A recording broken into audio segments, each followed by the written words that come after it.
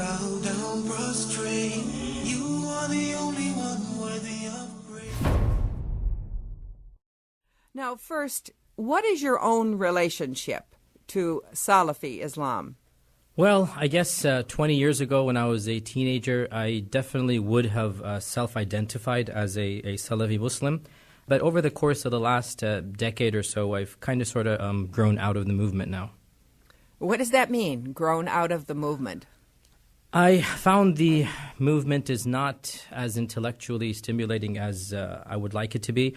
I think that it's not really capable of addressing modern issues. It's very intransigent in the way it views certain ideas.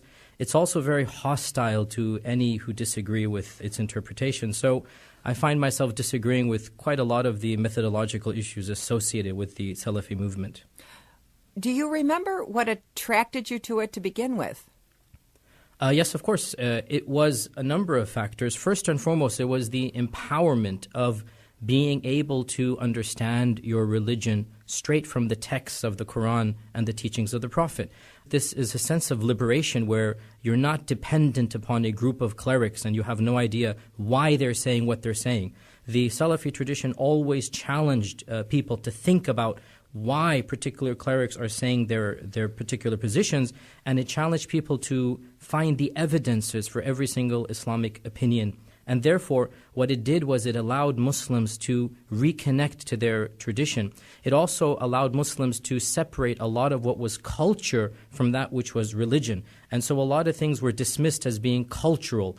For example, certain dress codes or treatment of women or other things of this nature could be dismissed as being cultural practices, and people were told to embrace a more authentic or a more pure or a more pristine understanding of the faith. It also then encourages people to read the Quran directly and to make their own interpretations and understandings of it. Well, that's the whole point. That's one of the reasons why it's so popular, and that is that the Salafis are told to go back to the tradition, to read the book critically, and to engage with the text of the Prophet traditions, to look up exactly what the Prophet said. Don't just trust a cleric who tells you. Go look it up yourself. Go find the book. Go look up it's called hadith, and hadith means the sayings of the Prophet Muhammad himself. Go challenge your local clerics and don't just take their cultural version of Islam.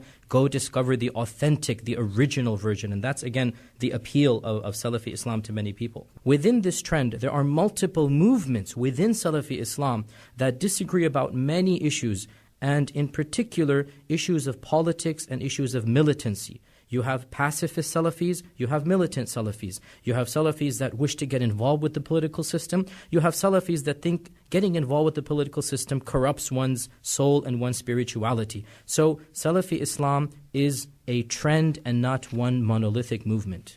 Now, the Muslims of Saudi Arabia are often called Wahhabi Muslims. Do they fit into the Salafi tradition somehow?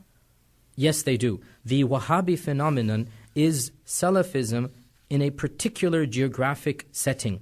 In the 17th century, a certain tribe basically took over Saudi Arabia, and that's the tribe of the Saud, the Al Saud, which is what's called Saudi Arabia, and they allied themselves with a particular Salafi cleric by the name of Muhammad ibn Abdul Wahhab, hence the term Wahhabi. And this, if you like, alliance is in effect to this day, where the Al Saud or the Saudis are ruling and the Wahhabi clerics or the descendants of Muhammad ibn Abdul Wahhab are in charge of the religion. So Wahhabi Islam is a version of Salafi Islam which has had a political manifestation at a time and place in recent Islamic history.